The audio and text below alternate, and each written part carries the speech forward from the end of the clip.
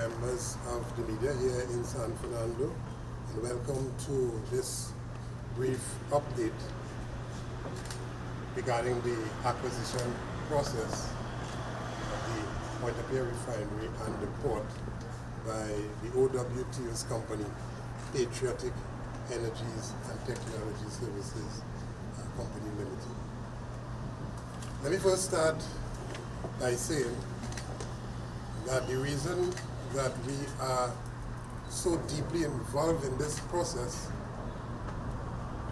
it is in response to a major decision taken by the government to close Petrotrin and send all the workers home. I think that point must never be lost on anybody at any time when we give an update or when anybody speaks about Petrotrin. That Petrotrin closing was not only that Petrotrin closed its doors, but it had the impact of devastating the lives of, in the first instance, some 4,000 workers, and in the other instant, adjoining communities throughout the southern part of the country, from Point-of-Care to Gasparillo to Claxton Bay to St. Margaret's to Marabella to San Fernando and its environs to Point Fortin to Cedras, Caracas to La Brea to, Faizabad, and all of the adjoining communities, Barrackpore and so on, across the southern part of the country, directly and also indirectly to service providers who would have provided specific service to Petrotrin from various parts of the country. In other words, the closure of Petrotrin devastated the lives of many thousands of our citizens and damaged our economy. And to date, the vast majority of those workers and citizens are still in a state of peril. We have had citizens encountering the seizure of their properties and their houses and so on, foreclosure on bank loans, seizure of their vehicles. We have had suicides in more than one cases, all because of the unceremoniously brutal way in which that company was closed. We must never forget that it devastated the lives of thousands and thousands of our citizens in a situation that was already hard economically for everyone. But that being the case, the OWTU took the decision to rise to the challenge to acquire the Point-of-Care Refinery and the port and to have it operated in ways perhaps it never operated before, to ensure that it is viable, safe, sustainable, and that it can provide for, in the first instance, the people of our country. We have on many occasions would have been updated, you members of the media, and through you members of the media, the national population on this issue. No other company in Trinidad and Tobago, be it BP or Shell, any one of those foreign companies, those foreign multinationals or locals, be them 1% or otherwise, none of them would have displayed the level of accountability that we would have displayed throughout this process by bringing the report, the correct report, and not these misguided, misinformed misinformation that comes from other quarters, but the correct information to the members of the public through the media. We face the media and give you those updates. And that is why this morning it is important for us to give you what is perhaps another installment, but a very critical one, in the journey throughout this acquisition process. The union would have invested tens of millions of hard-earned dollars. Tens of millions of hard-earned dollars that were gained through investment by our ancestors, that is our founding fathers and our forefathers, past leaders of the union. who would have left the union, thank God, on a strong footing, that we were able to use some of that into investing into the acquisition of the refinery and the port in the interests of the people. But I want to report to you this morning in a bit of a chronological manner what occurred within the last month that has brought us to this point. On the 14th of July, the union and members of the patriotic team would have met with representatives of the government, their team, to receive and respond to a document that they wanted us to sign. That's the 14th of July. They would have taken quite a while to put that document together, which putting together did not involve us. In other words, it was not a joint effort that occurred that resulted in the putting together of that document. It was a unilateral drafting of a document and bringing it before us to sign that invitation on the 14th. When we quickly peruse that document, we recognize that there are a number of issues in that document that ought to have the perusing eyes of our lawyers and other members of our technical team, and therefore we undertook to take away the document and respond at soonest. And so we did. And we would have committed to return on the 15th. That would have been Wednesday, July the 15th. But on that day, the 15th, I also want to remind you that an important announcement was made by the Prime Minister of this country. Announcement in the area of Santa Flora was made by the PM, where he talked about the acquisition process and where he talked about another thing which had to do with the land distribution. I wanted to put on record here for yet another occasion that the issue of land distribution is a proposal that the union had very early, when the attempt was made and the announcement was made that they were going to close Petrotrin, and mind you, Petrotrin was shut down, closed. We said to the board that time, its chairman, and at subsequent meeting with the Prime Minister and his team, that it is the union's position that if you close Petrotrin on active workers, that they should be treated no less than the Caroni workers. And therefore all of the Petrotrin workers, all barring none, should be afforded a piece of land. And the mechanics of that, the union is well prepared to sit down and to work out, to hammer out, to ensure that equity prevails and that no one is left behind. In other words, all of those who would have made a significant contribution to Petrotrin's development, and through that contribution to the country's development, they would be treated no less than the Caroni workers and be afforded a piece of land. It did gain some resonance with them at that point, but from then to last week, July the 15th, on that Wednesday, the union did not hear anything about that again. I just want to remind all that we would have reported to the workers that we put that proposal before both the government and that transition team that was meeting with us during the time of closure back in 2018. It's not a new proposal. It's not a novel one. It is the union that had proposed that. I just want to put that on public record without fear of contradiction. But I want to say, as I connect that and put that in context, that the commitment or the promise by the Prime Minister to give land to the Petrotrin workers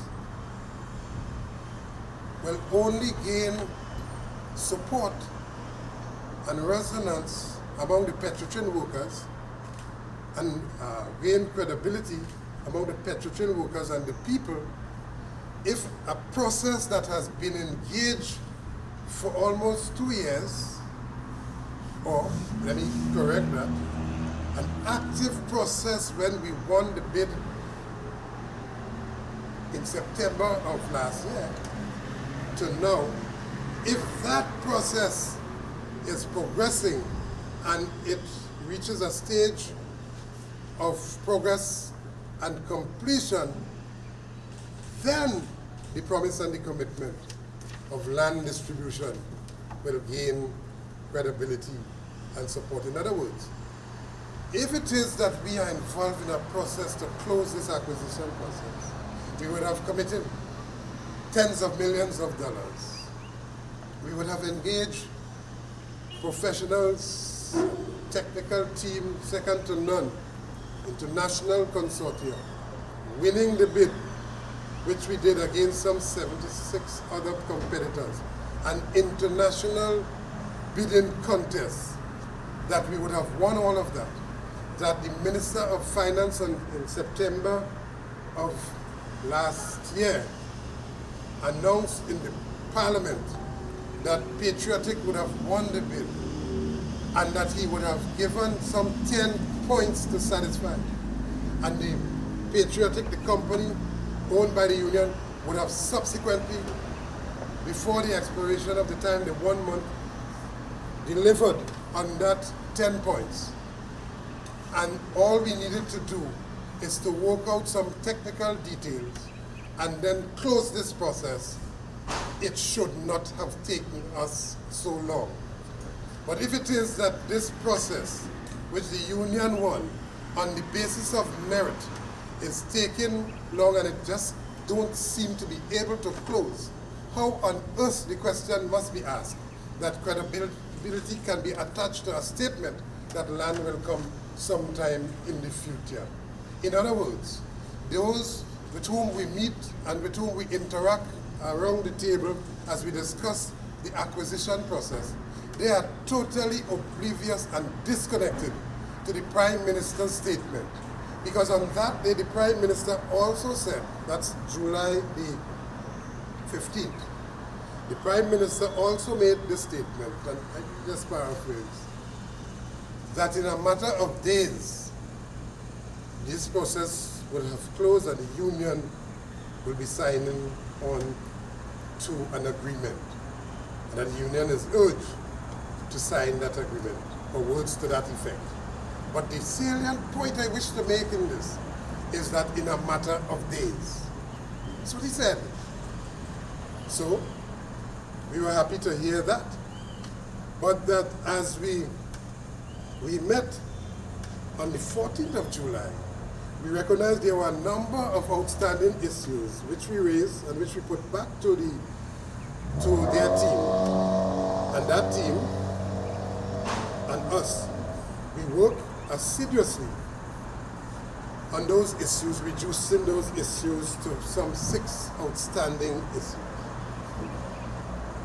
6 outstanding issues at the last meeting, at the meeting of the 17th of July. And when we met here in the press briefing, press update, on the Thursday, the 23rd of July, you would recall me saying to you that we had a meeting that was scheduled to start at 11 o'clock in Porter Street. And at that meeting, we urged those with whom we are interacting to extend the hand of cooperation in the country's interest. And that we just had some issues, some 6 outstanding issues that they are about to close. And it's expected that we would do just that, we would resolve those issues. I want to report to you this morning as I navigate through then to now, that we would have had on that day, starting around just after 11 that morning, Thursday, July 23rd, a marathon session lasting some 11 hours. And at that point, at close of that meeting, we would have, so we thought, we would have resolved all of those issues, barring none. In other words, when we left the meeting on the 23rd, all of the issues that separated Patriotic and that technical team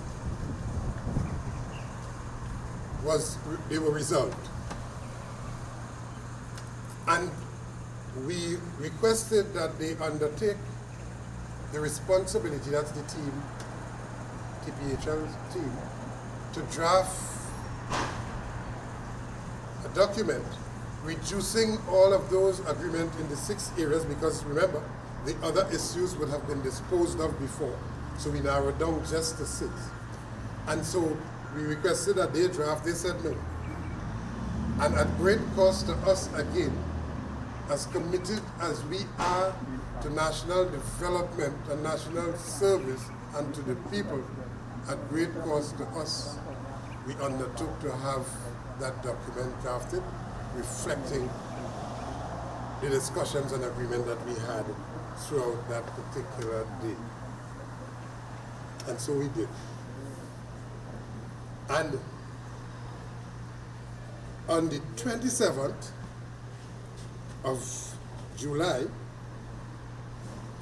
at 1:20 a.m., that's in the morning now, because we are dealing with our lawyers with a different time zone, but having received the completed document, we would have submitted it back to them. Mind you, the only area of focus is the area really that were outstanding, which were the 6 areas that we agreed upon.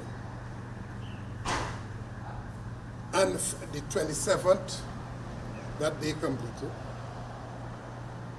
the 28th completed, the 29th completed, the 30th completed,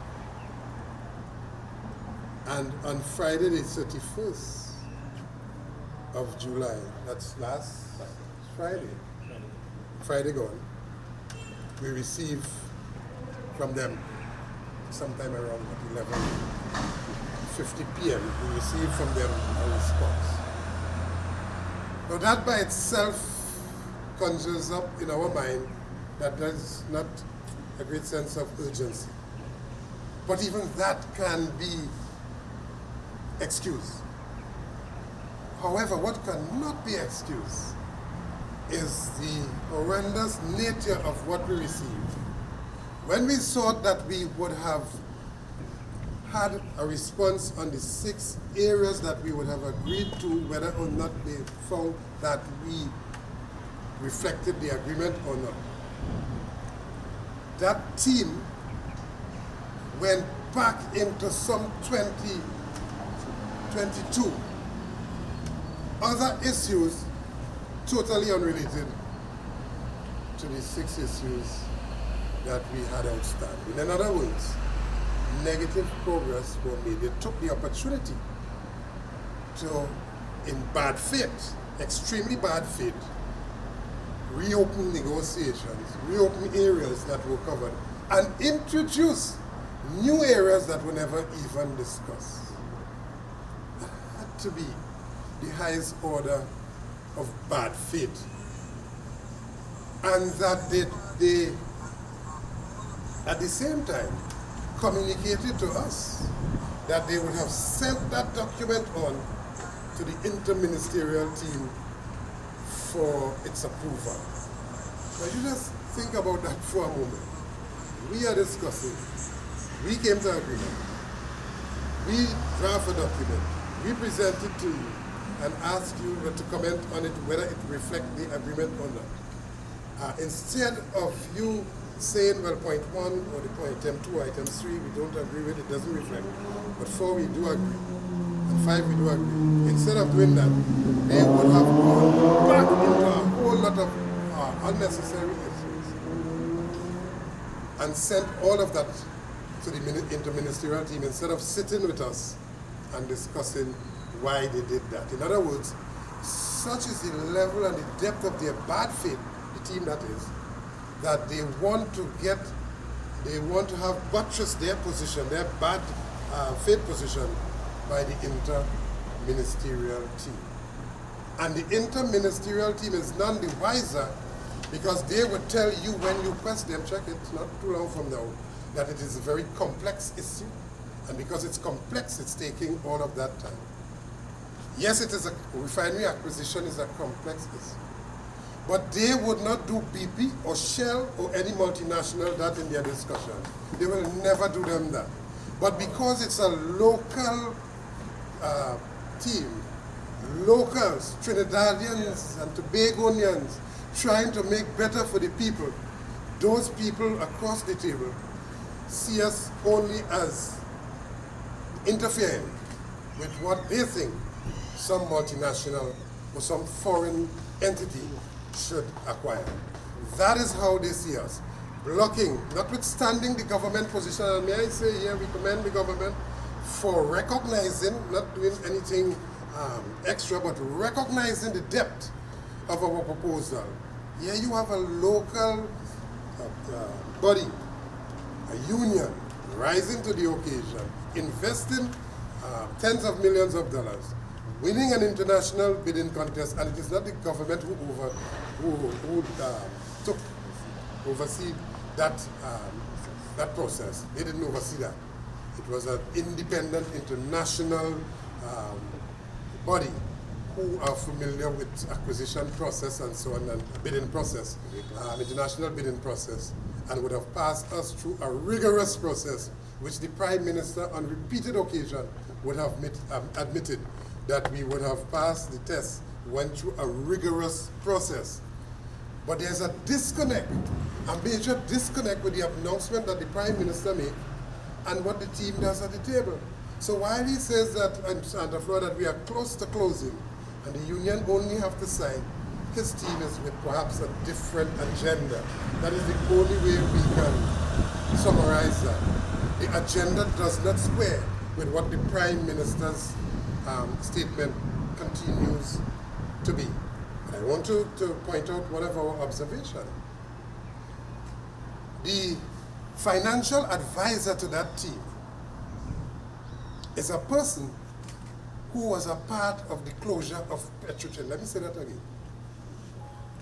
When Petrotrin doors were closed and Petrotrin was shut down and hardship was brought to thousands and thousands of our citizens, immediately impacting the lives of its employees and so on, devastating the southern economy, impacting adversely the national economy. When that occurred, in a most reckless way, in a most cavalier way, without a care for human lives and livelihood, there was a team that was put together. And one of the persons on that team, he is now the lead financial advisor to the team that meets with us. You know? I'm saying here this morning is that the bias that was held by that particular team member then has not gone away. Indeed, it has been entrenched. And so fierce and passionate is his disgust for our attempt to close this process. We verily believe that that contributes in the main to why we are where we are now. And the rest of the team can say nothing but accept his advice, which advice does not square, I want to make the point again, with the commitment given by the Prime Minister. In other words, what he does and how he operates and where we are in this process at this point in time, it punctures in a major way the credibility of the Prime Minister and the pronouncement that he makes. And it seems to us that they are running down the clock down and taking us down to the August the 10th, where if we are not careful, if we are not transparent, if we are not accountable to report to you, it is their fervent wish that we remain silent. And then we would not have had an opportunity to report to the country the misgivings, the challenges, the problems. Now, we have expressed on many occasions our desire to work with anybody appointed by the government. But we have also expressed our desire not to work with people who are not working in the interests of not just patriotic, but in the interests of Trinidad and Tobago. They are totally oblivious. They are in some other space. But we rather suspect that the interest that they support is not in the interest or the good interest of Trinidad and Tobago. I dare say that any other approach, which approach does not lead to very quickly patriotic acquiring these assets for and on behalf of the people, independently run away from government, any approach that seeks to attack that or undermine that is not in the interest of Trinidad and Tobago. And we are clearly seeing some things occurring when we have the discussions. And I dare say again that a big part of the problem is that the influence that this person wields in those discussions, he takes their team in a direction that is far from conclusion. And so here we are again faced with a number of issues where it seems that it has been reopened again, where the Minister of Finance would have made an announcement, requested within 1 month for Patriotic to provide responses on 10 points, which we did. Let's stress back a bit. Prior to that, some 13-member evaluation committee would have looked at our bid. So we'd have passed through the international bidding process, gone through a local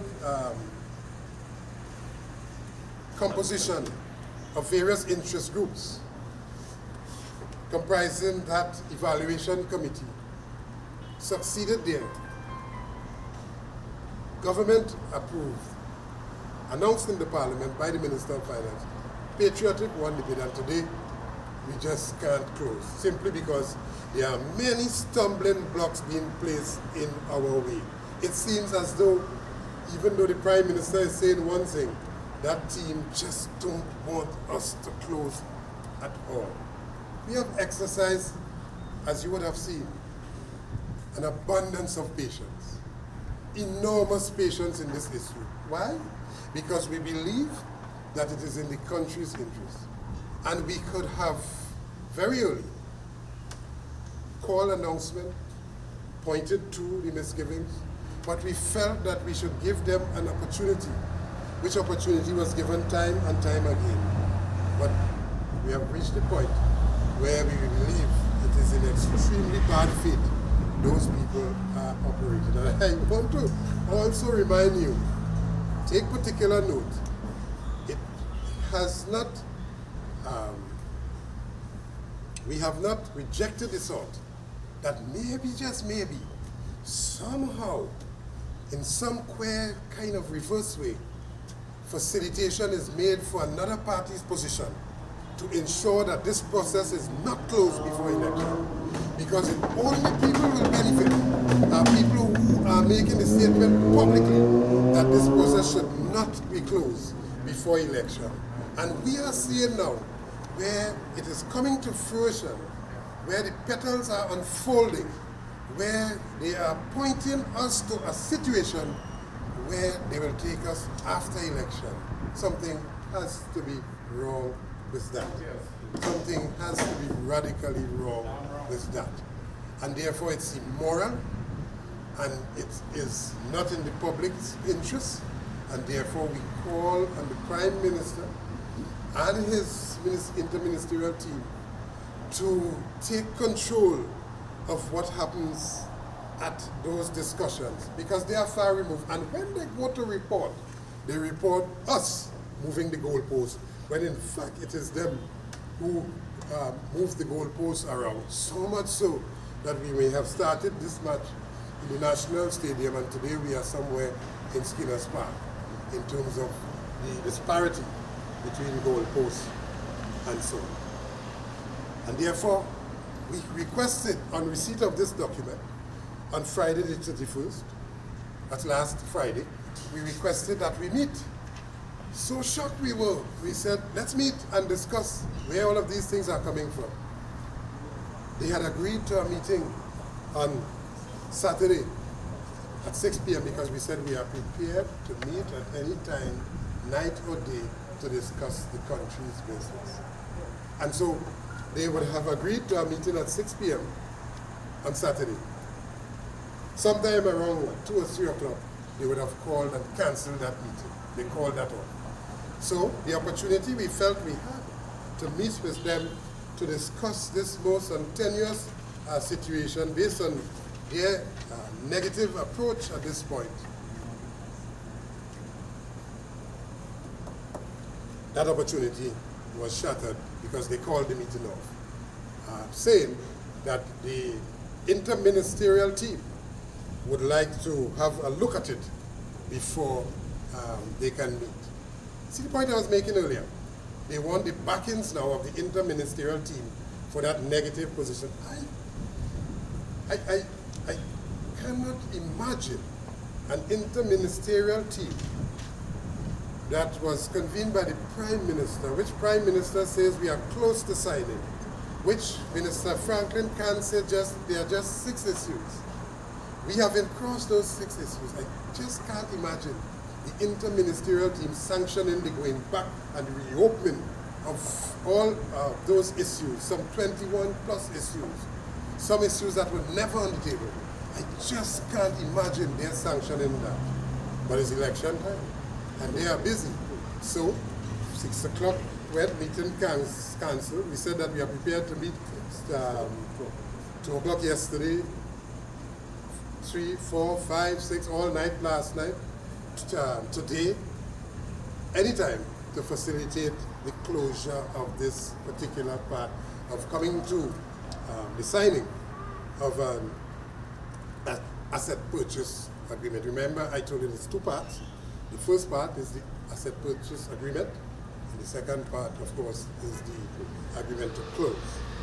And that the asset purchase agreement would identify the issues that we have to satisfy and the time within which we have to satisfy to close.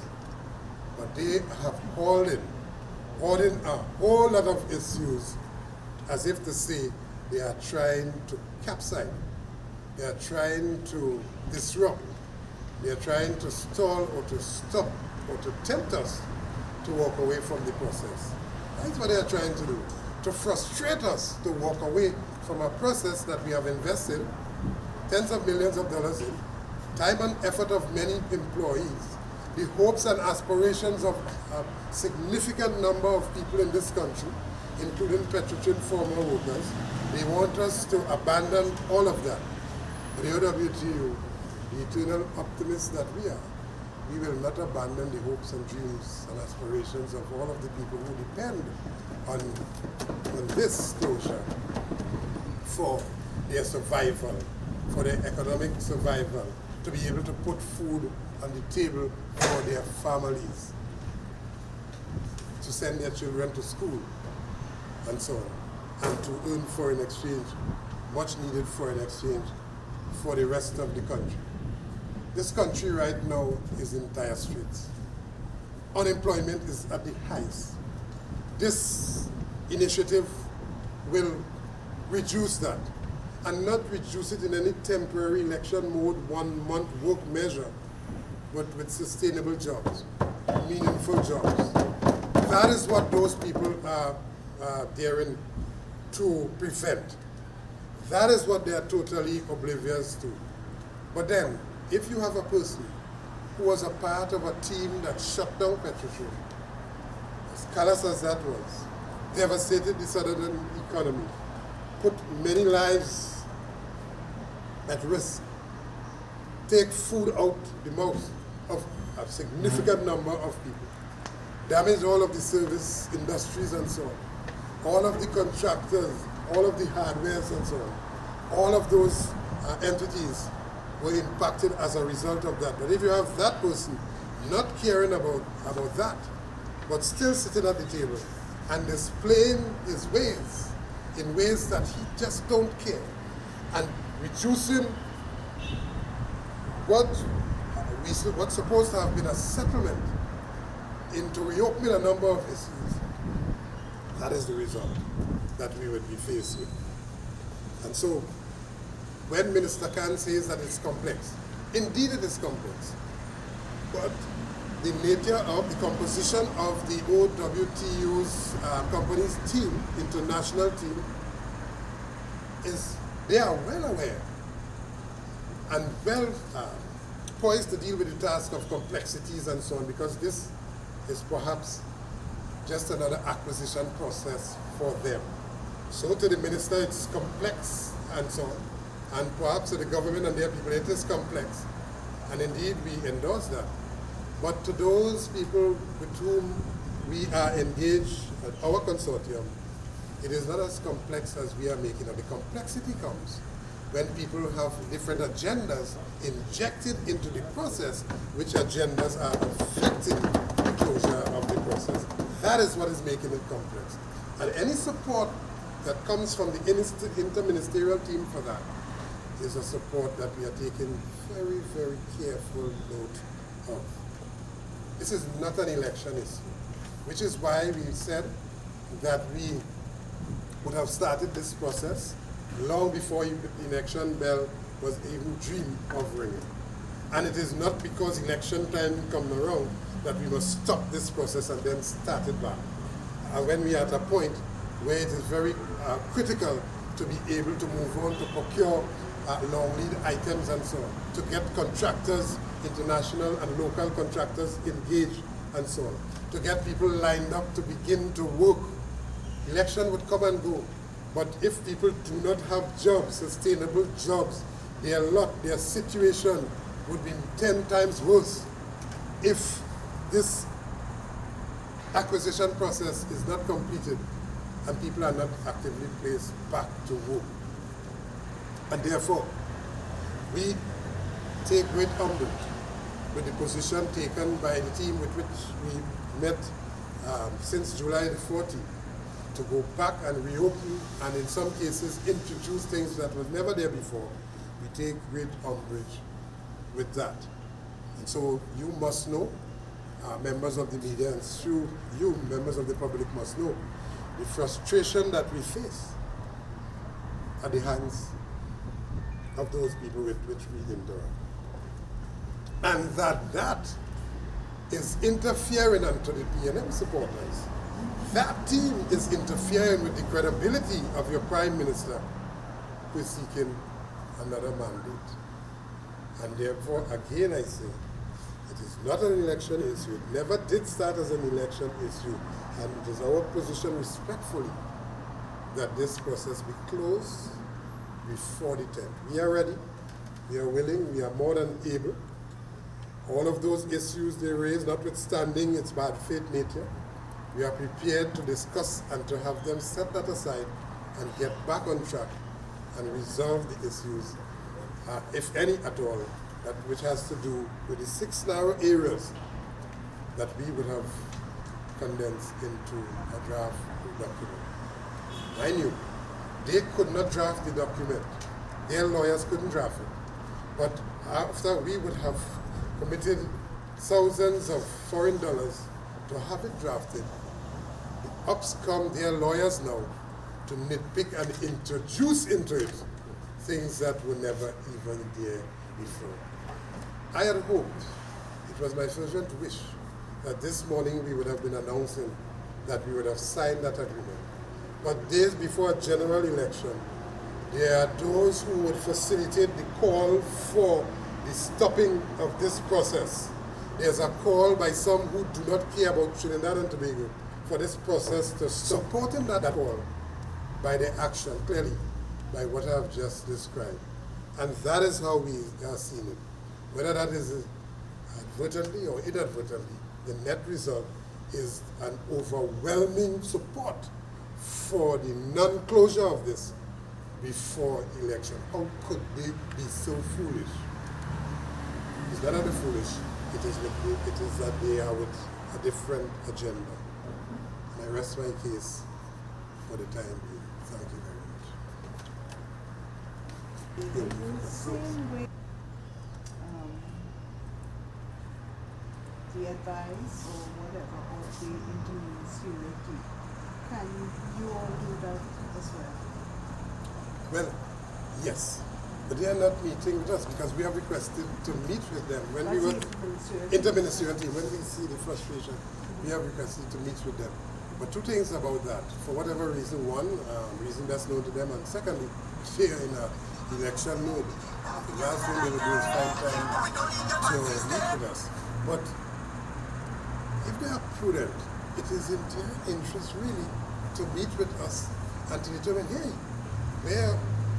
In other words, the first thing that should occur is that if I give you a task, you are the team, and I give you a task to go meet with Patriotic because it is my position as the interministerial team and as the government, as the Prime Minister, it is my position that this thing should be closed. Patriotic should acquire it on the behalf of the people because they have a rigorous proposal and so on. But I give you a job to do. And that job from September to now is not being completed. I need to ask you, what's happening? What's happening with that? And an inquiry must be made as to the status. And when that inquiry is made, and they, obviously, they wouldn't blame themselves, they blame us, then those to whom they're reporting should say, okay, well, let me intervene and talk to those people, and so on, and pull the thing together. Remember, it's in all the effort to ensure that this thing succeeds, and for good reason. It is not for party A or party B or government or any other entity. It is for all of the people. And we can show clearly where the benefits will go directly to people, starting with putting boots on the ground and so on, to ensure that this thing becomes viable. Because we know it can. We have the technology, we have the know-how, we have the competence, we have the experienced workers. Listen, every day that goes by, it's another day that workers are out of a job, you know. It's another day that somebody in this country, many families, cannot put food on the table, you know. And those high-paid consultants and those advisors, they don't care about that because it's another day that the money in their pockets. Another day that their bank accounts are enriched. But it's another day of peril and starvation for people. Which is why, because we are close to the ground, because we are on the ground, in fact, we feel the pain and hurt and the tragedy of the people. It will be a political tragedy of tsunami proportions. If somebody wants to play politics with this and say vote for me and stretch me down to election with this. I'm not saying that it is that. I hope it's not that. But I'm saying it will be a tragedy of tsunami proportions, political tsunami proportions, if somebody somewhere, some invisible hand somewhere, is playing politics with this and saying, vote for me, I will set you free on the 11th. That is not where we are. Ours is a position that says we will engage in this process. One debate was announced in the Parliament, we satisfied the 10 points, and it's time that this thing should close. Something to the effect of before the PM to ensure that that acquisition and those things go through. I mean, you really don't think or see that all of this plays within the whole election campaign? That because obviously we've had the UNC chairman, Dr. Lee, say that, telling the government that don't sign any deal during selection season. If we try to sign it, we will go to the courts and try to stop it. So, and then, the UNC is also saying that it will be a state-run refinery. So, the option for petroleum workers, is that you vote in, might get the refinery, you vote UNC, and that's what you vote. So you don't think, anybody, that this is all part of the election campaign? And I did say quite a while ago that the Petrosian story is far from over. And yes, it's far from over. But it is perhaps the most prominent feature in this election. And that the Petrosian workers, former Petrosian workers, their families, their friends, those with whom they interact and have influence over in terms of voting, should pay close, very close attention. And I also want to say that those Petrosian workers come from marginal constituencies and so on. Their friends, their people with whom they have influence, and the independent onlookers and so on, and voters come from marginal constituencies. Now, if the government is prudent and they recognize that this is such a major issue, indeed it is, one would expect them to move with alacrity to ensure that credibility is given to its statement by making sure that it closes, by making sure that the team that meets with us is a team that is so like-minded and that there is no disconnect with what the Prime Minister says and what happens at the table. But right now, I mean, that question is a very interesting one, because on the one hand, the government is saying that we would have one debate, we pass through a rigorous process and so on. Both statements are true, and that we should get it. Third statement, that is true, and we should get it on the basis of 1 and 2. But here's the rub in that statement. While that is said, there's a disconnect to make that happen. And on the other hand, there are those who say that we shouldn't get it. So both of them are united now by their actions. Both of them. Could you imagine that? Both government and opposition seem to be united to ensure that this does not happen before August the 10th. It has become clear to us. It seems that some confusing element has been injected into the minds of the government to go with the opposition. Let me tell you, say this morning, I'm not now going to, this press conference was not to get into the politics and so on, but to deal with the election. No, not about that. Neither it was to deal with the Prime Minister's statement on the economy and so on. We have our own position on that. We can comment on that at another time. We have our own position on that. So I might just say that we are on the ground and nothing is secure in terms of the results of the election. Absolutely nothing is secure. Neither PNM nor UNC. And if any one of them don't know that by now, well, they don't deserve to really hold office to lead this country. And don't get tied up with all of the polls. It seems that some people are getting overconfident with some of the polls. What the reality on the ground will connect with the reality next Monday night. And some people will shed tears, some people will shed crocodile tears. But I'm saying this morning that the tears that the Petrosian workers shed, the tears that they cried from December the 1st, 2018 to now, the tears that the family cried, all of those families cried, fell on the backs and shoulders. The blood that was created as a result of that, it fell to those who were responsible for it. And there's an opportunity to correct that. But the other opportunity must not be used as a lever or leverage for other things. See, the OWTU speaking.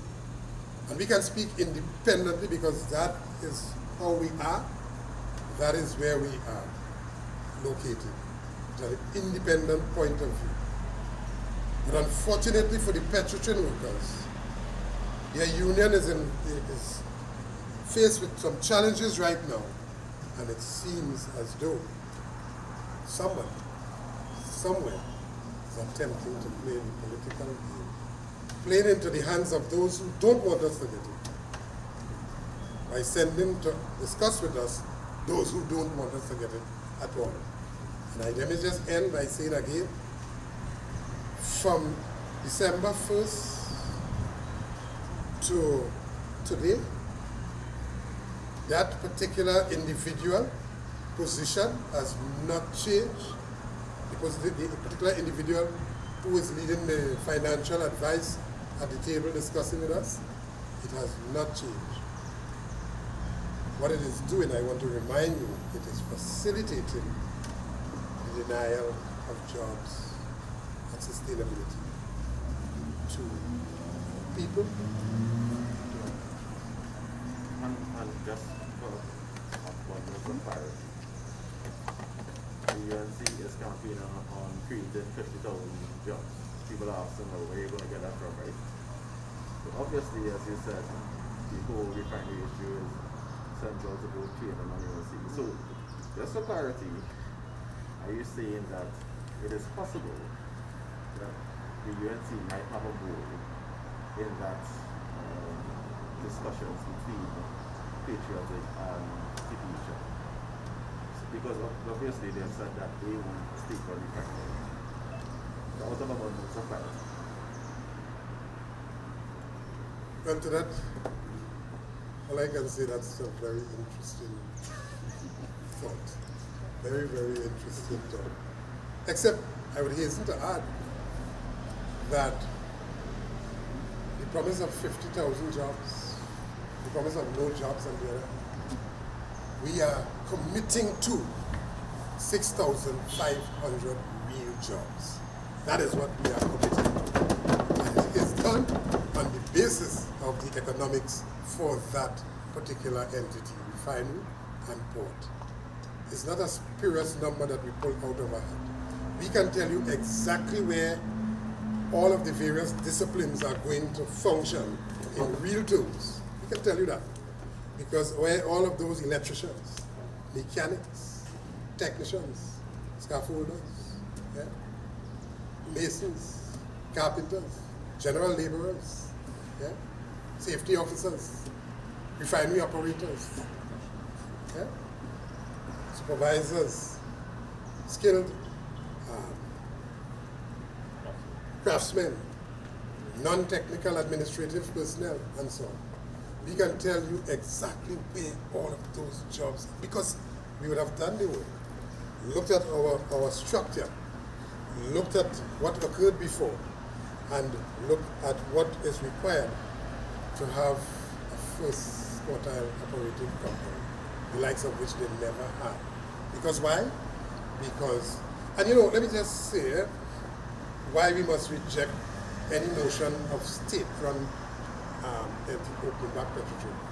Because it was that collapsed Petrotrin, the political interference, the non-independence of those who were in the management and the technical people.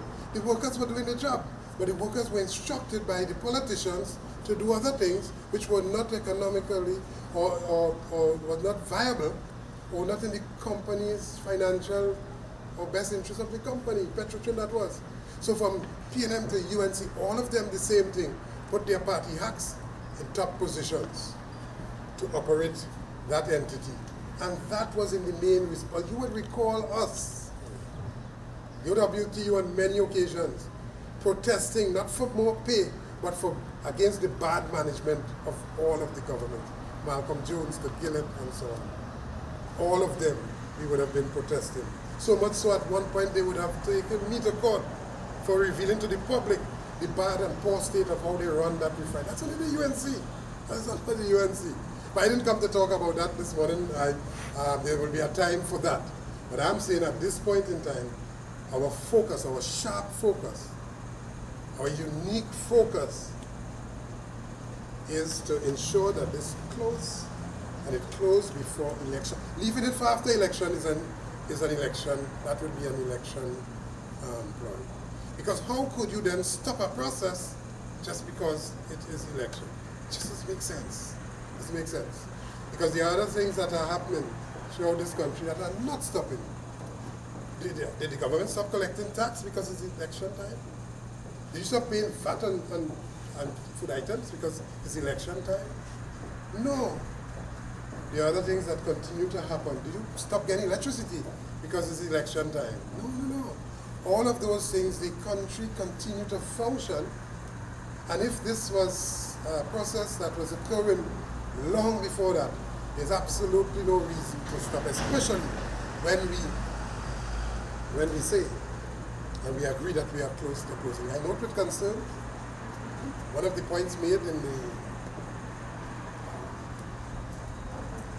press conference, or that, what's called that discourse the Prime Minister had, that presentation the Prime Minister had. I note with concern. He again said, what? There's what? There's one clause. So he's saying there's one clause to close, and there's 22. People he said there's 22. So clearly there's a disconnect, major disconnect. We call on the interministerial team, Minister Franklin Khan, Minister Stuart Young, and the various supporting personnel to meet with us in the interest of Trinidad and Tobago, so that we can close this. If this thing go on later into the week, it will become more and more of a political football. That is what we are trying to prevent. So very dispassionately, not paying attention to the politics, but with our heads focused, our eyes sharply on ensuring that this thing completes. That is what we want. Let's take it out of the realm of elections before or after. It is about the people, and anybody who is about the people, truly and genuinely about the people, would facilitate such a discussion and such a closure. Mind you, let me end by saying that it is not gratis, or it is not that anybody gave us anything. It is that we would have won. Yes, the government would have held to their word to give us, what would they call it, some conditions which we accept. Because you know what? It is all an aging assets. So everybody recognizes that what we're talking about, we're fighting about, is a set of old iron there, you know? But there are those who can spin gold out of straw with that because of our knowledge and our experience and those assets. So it's not just we say we go mint back. No. We know exactly where and what to do. It's a set of deteriorating assets. So every day that goes by is another day those assets deteriorate even more. But connected to that, the issues of procurement and so on, dealing with long lead items, the issue of our consortium and so on, and everybody who are on standby, backing patriotic team to ensure that this process closes and that we can start the people's business. And mind you, it is not about finance. I want to clear that. It has nothing to do with that. Cross that hurdle a long time. And it's nothing like the foolishness that we hear people talking. I wouldn't even, at this point, give that any credence and so on. But that's just, or be baited by that. That's just abject foolishness. But then what do you expect?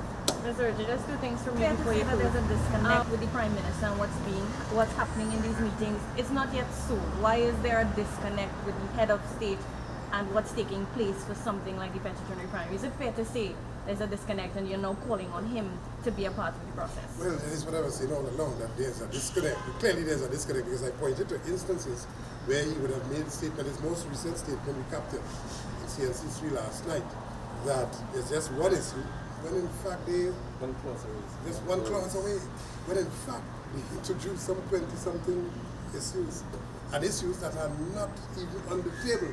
So for whatever reason, we think that the Prime Minister should really take control of that team, make an intervention to make sure.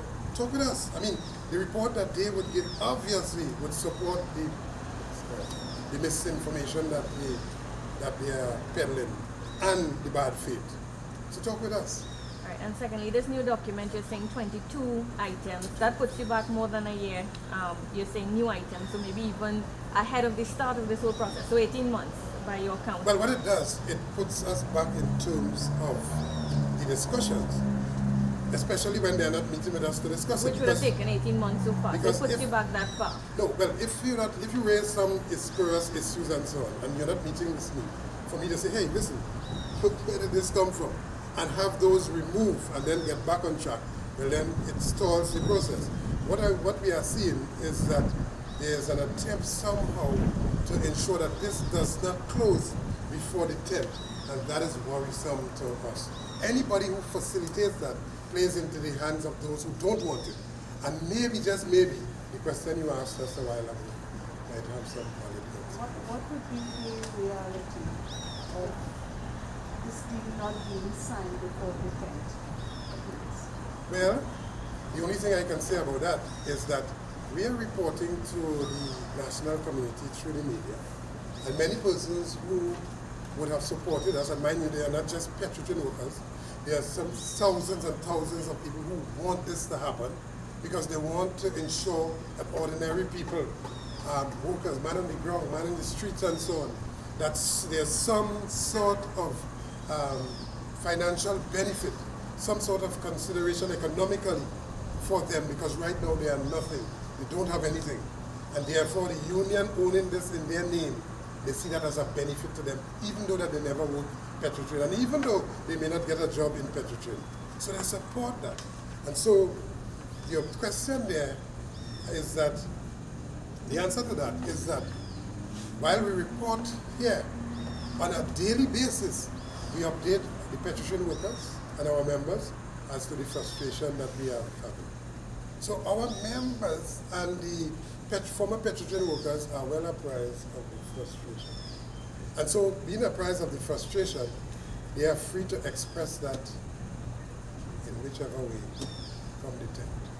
We would have hoped that we would have had them happy enough to be a part of the signaling that we are on to progress in the enemy. We would have hoped that happened before the 10th. Now, somebody trying to stall that. Now, patriotic is not just OWTU, you'll have financiers who's backing the purchase, right? So how do they feel?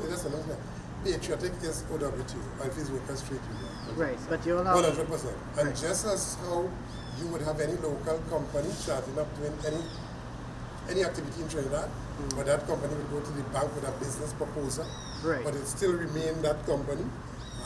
That is how.